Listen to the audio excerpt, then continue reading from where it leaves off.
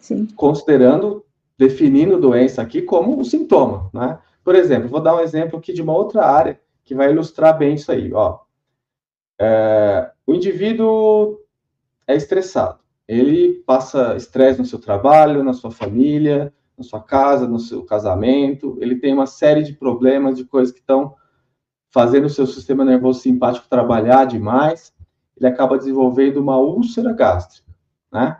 Passa a ter dores no estômago, começa a ter queimação, pirose, né? Ele sente empachamento, ele vai procurar um médico especialista do estômago, né? A maior parte das vezes, pode ser que o médico dê omeprazol, por exemplo. Ó, toma omeprazol, vai passar a sua dor no estômago. Ótimo. A dor vai passar? Vai. Infelizmente vai passar, né? Eu digo infelizmente por quê? Porque é o seguinte, o uso prolongado do omeprazol está associado, por exemplo, à demência, né? Então, o uso prolongado está associado. Não se sabe exatamente o mecanismo. Pode ser mudança de absorção de vitamina B12, pode ser mudança na microbiota intestinal, mas no longo prazo, alguns estudos mostraram que o indivíduo que usou omeprazol desenvolveu mais demência. Então, quer dizer, você tratou a dor no estômago, tratou o sintoma, você tirou a dor do indivíduo, mas você não foi na causa, você não escutou ele falar assim, viu, minha vida é muito ruim, eu trabalho onde eu não quero trabalhar, eu durmo mal, minha família, eu tenho problema de relacionamento, eu sou sedentário, eu me alimento de alimentos ultraprocessados, né, bolachas, biscoitos, bebida alcoólica em excesso, açúcares. Não perguntou nada disso, eventualmente. Passou um remédio, percebe? Então, você não deu a oportunidade desse indivíduo obter a cura do seu estômago de maneira integrativa, percebe? Com os seus hábitos. Você deu um remédio que tratou o sintoma, ele parou de ter dor por um tempo, só que isso trouxe consequências. E a maioria dos medicamentos, no longo prazo, podem trazer consequências, né? Então, se esse indivíduo buscasse um equilíbrio, fizesse atividade física, mudasse a sua alimentação, ele também ia melhorar suas dores, e, aliás, ia melhorar tudo, né? Ia ter uma vida plena. E o médico, nesse momento, que simplesmente prescreveu o medicamento, não indicou terapia, não perguntou como é que é o sono do paciente, como é que são as relações familiares desse paciente, não foi tão integrativo, percebe? Então, você entendeu? A senhora entendeu o que quer dizer a medicina integrativa? É tratar as doenças, tratar o indivíduo e não as doenças só, não os sintomas. Não dar remédio para tirar o sintoma, porque daí é muito comum, né? Eu recebo muitos pacientes que vão em vários especialistas, então, cardiologista passa a medicação, reumatologista passa outra, o gastro passa outra, o psiquiatra passa outra, e ele chega, às vezes, tomando 10, 15 medicamentos, e aí ele chega com sintomas decorrentes dos medicamentos, né? Então, isso é uma coisa muito comum, infelizmente, na medicina feita hoje em dia, né? Qual das duas que é pior, demência ou Alzheimer? Vamos lá. Demência é uma síndrome, né? O que é uma síndrome? Um conjunto de sinais e sintomas. Então, demência é sempre que o indivíduo tem uma perda de memória de curto prazo e isso atrapalha a sua vida. Então, isso a gente chama de demência. Sabia que pouca vitamina B12 pode causar demência? Sabia que uma anemia pode causar uma demência? Que você dá ferro, o indivíduo passa a lembrar de tudo, curou a demência dele. Então, demência é um sintoma, é um sinal, é uma manifestação de alguma coisa que está errada no seu organismo. Às vezes é doença da tireoide, traumatismo craniano, tudo isso pode causar demência. Doenças infecciosas, sífilis, por exemplo, HIV pode causar demência. Então, muitas coisas podem causar uma demência. Agora, a demência de Alzheimer é um subtipo de demência.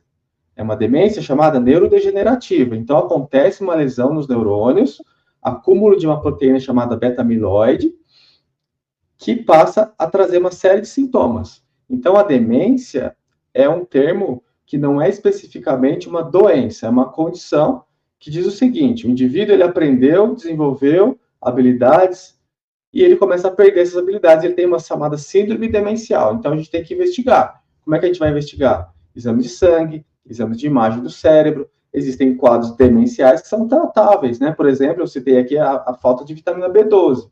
Então, se o paciente não tem vitamina B12, você oferece a vitamina B12, ele melhora. Então, ele estava esquecido, estava estava desorganizado cognitivamente, e ele melhora. Então, quer dizer, você reverteu aquele quadro demencial. Agora, a demência de Alzheimer é um subtipo, é um tipo específico de demência que, infelizmente, uma vez instalado, não tem mais cura, né? Então, deu para entender? Então, quando você fala demência, você está falando assim, alguém que está esquecendo as coisas, grosseiramente falando. Pode ser causado por um monte de coisa. A demência de Alzheimer é um subtipo. A gente tem demência frontotemporal, demência de corpúsculos de Lewis e outras demências, demência vascular, tá? Sabia que o indivíduo que tem um monte de AVC, que vai sendo acumulado ao longo da vida, vários AVCs pequenininhos, ele pode desenvolver uma demência também, né? Por conta desses pequenos entupimentos no cérebro. Então é isso. A demência é um sintoma, é um sinal que pode ser causado por muitas coisas. A demência de Alzheimer é um tipo específico que, infelizmente, a demência neurodegenerativa aí mais frequente e que a gente vê cada vez mais. A gente percebe como que tem aumentado, tá? Acho que a população, acho não, né? Fato, a população tem vivido mais e essas doenças tardias que se manifestam na velhice, elas têm acontecido muito mais. Então, quase todas as famílias hoje têm ali algum indivíduo que, infelizmente, desenvolveu essa demência, né? E cada vez fica pior, né? Só vai piorando, infelizmente. Então, o negócio é evitar, né? O recado é, vamos evitar, porque uma vez que ela já está avançada, revertê-la não é possível, né? Quais as doenças que um neurologista pode diagnosticar? Enxaqueca, como eu disse, é muito comum, epilepsias, AVCs, tá? Doença de Alzheimer, doença de Parkinson, insônia, apneia do sono. São todas doenças que o neurologista vai diagnosticar e vai tratar. Qual a diferença de neurologia integrativa da convencional?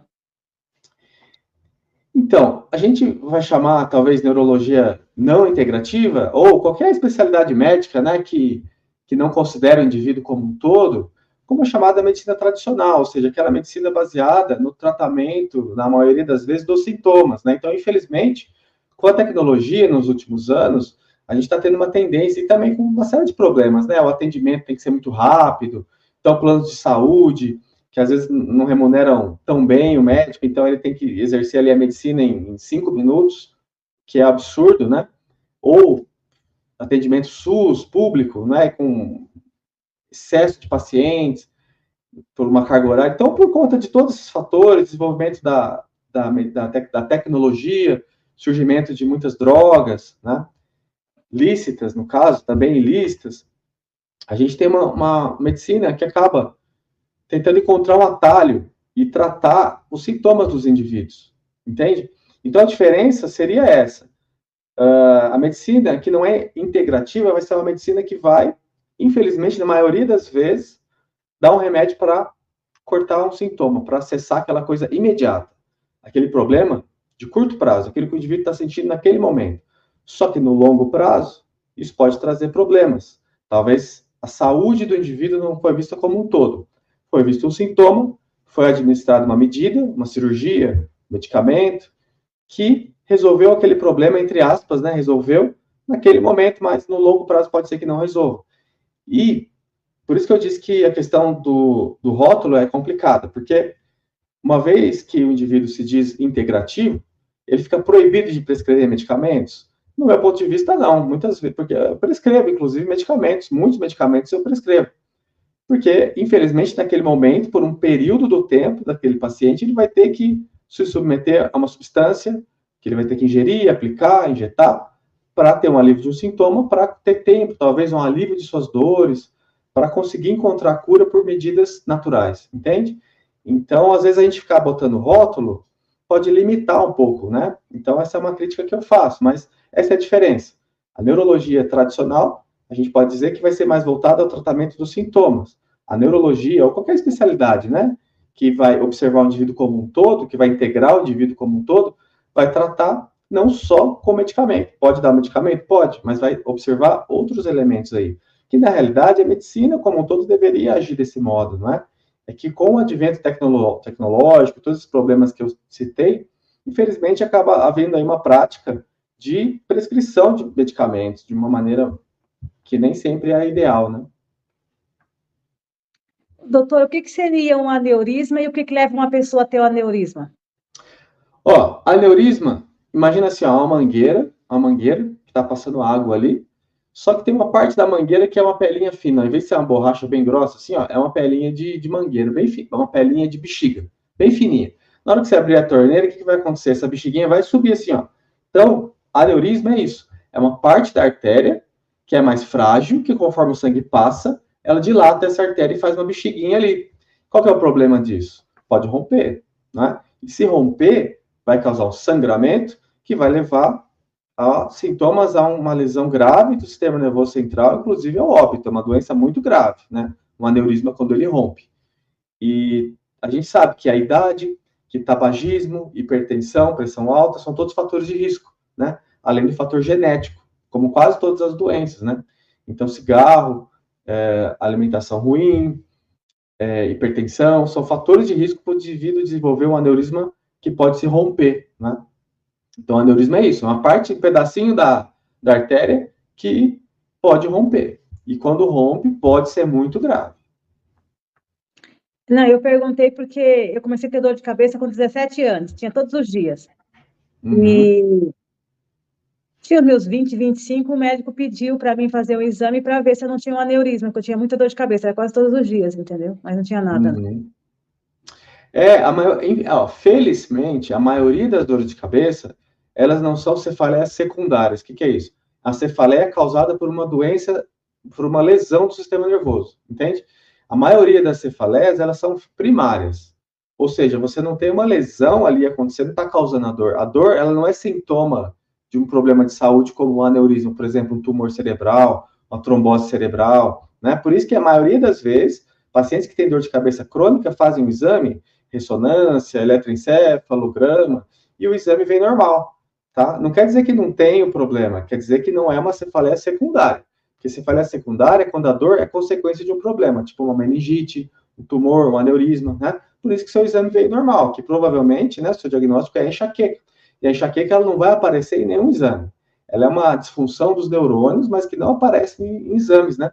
Só que até o indivíduo percorrer esse caminho, ele pode achar que tem um tumor, às vezes o médico pode pensar que pode ser uma lesão, então às vezes são feitos exames aí, né? Mas o diagnóstico mesmo da enxaqueca é um diagnóstico clínico. O que é um diagnóstico clínico?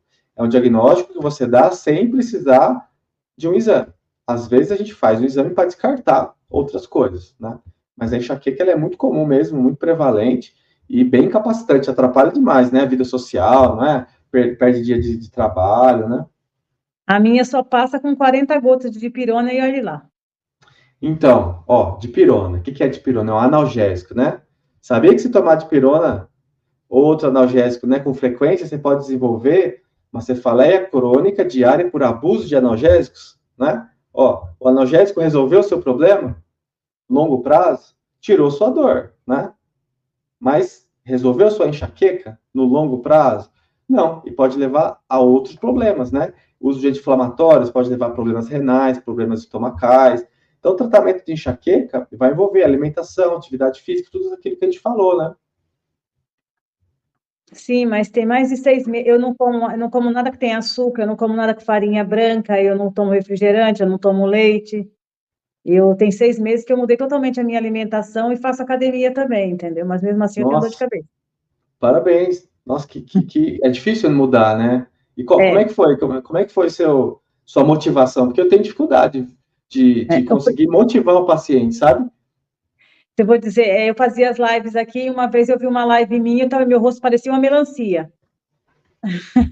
Ah Aí chega lá. até, te juro, eu olhei assim e falei, misericórdia, o negócio tá feio. Aí comecei como é que eu vou te falar? Tinha também gordura no fígado. Aí tinha uma tia minha que ela faleceu de câncer, vai fazer 2 anos. E eu ia na Uhum, casa dela e eu via o sofrimento dela, entendeu? Eu começava a ver, aí eu comecei a pensar assim, falei, meu Deus. Aí eu fui fazer um exame também. Aí o uhum, médico falou para mim que eu estava com nódulos no fígado de gordura já. Aí comecei a uhum. pensar nela. Ela falou assim para mim uma vez, ela falou, olha, tá vendo? Cuida disso aí. Olha como é que eu tô. Ela estava toda inchada, toda. Aí depois que ela faleceu, eu ainda fiquei um tempo ainda, só pensava em comer bobeira e comer. Um dia, eu sei lá, como eu vi o meu rosto que estava muito gordo, eu comecei a pensar, eu falei, caramba, eu não quero ficar assim, entendeu? Aí eu Uhum. comecei a mudar. A primeira semana foi difícil, porque quando você tira o açúcar, parece que você vai morrer, entendeu? Abstinência, né? A pessoa olhava para mim ou eu chorava, eu queria matar, entendeu? Um dos dois, assim, Uhum. não, tudo para mim era 8 ou 80. O primeiro mês foi difícil, acordava com cãibra nas pernas, foi horrível, mas já tem 6 meses. Uhum. No Natal, a mesa Hum. estava farta de doces, tudo. Todo mundo, meu filho, mãe, você não vai comer? Meu marido, você não vai comer? Eu falei, não vou comer nada. Eu não como nada. No meu aniversário, eu não comi bolo, do meu filho, eu não comi bolo, do meu marido, eu não comi bolo. Puxa Eu não vida, como ó, doce. parabéns pela persistência, viu? Você encontrou motivação no medo, né? Na questão da É, autoestima também, né? Olha só, isso aí serviu de tudo, né? gatilho. Aham. Porque Olha, você parabéns. pensa assim, aí tem Uhum. seis, vai fazer o quê? 7 meses. Aí entrei na academia também, não como nada que tenha açúcar, eu não como, não tomo refrigerante, não tomo leite, não tomo café. Uhum. Mudei totalmente. De manhã a pessoa fala, você toma o quê? Eu falo, tomo um chá amargo. Faço um chá amargo, Uhum. como batata doce.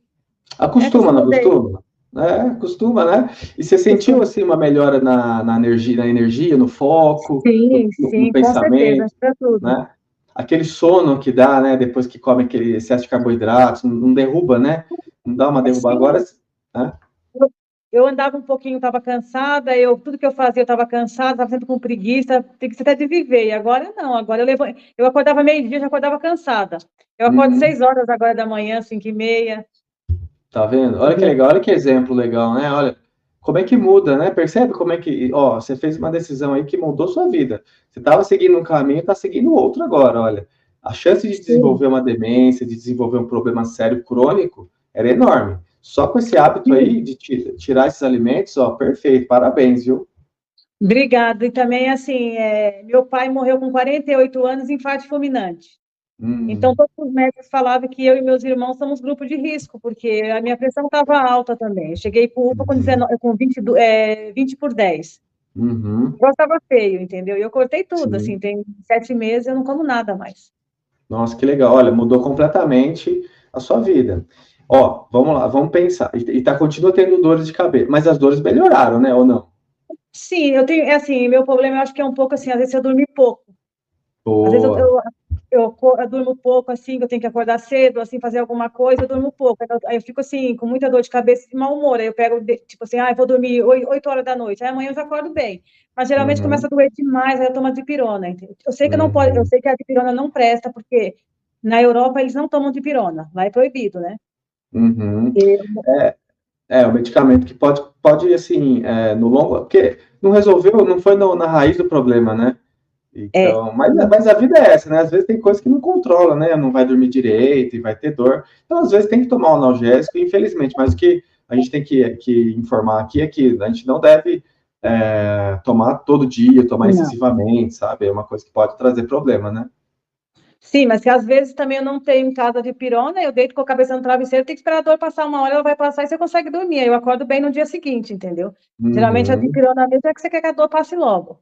Mas sim. assim, Acaba passando, né? Se tiver paciência, acaba indo embora, né? e o senhor estava falando sobre o Alzheimer, é uma coisa que eu tenho assim, um pouco. Na minha família ninguém teve Alzheimer, que eu saiba, né? Mas a gente fica com Uhum. um pouco de medo, né? Assim, acho que a doença que eu mais tenho medo é do Alzheimer, porque eu conheço pessoas que teve Alzheimer, é muito triste, né?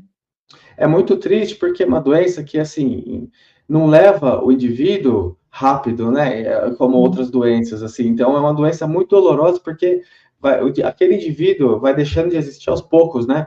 Porque a nossa individualidade é o quê? Nossas memórias, nossas emoções, nossa interação com as pessoas, né, que a gente ama.